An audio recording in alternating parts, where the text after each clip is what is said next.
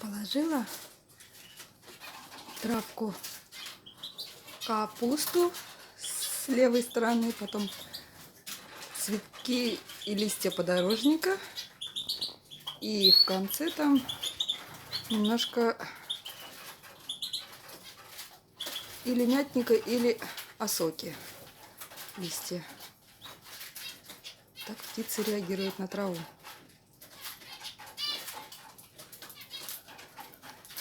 С правой стороны щеглы, с левой канарейки. Немного крапивы интересуются мадинчики.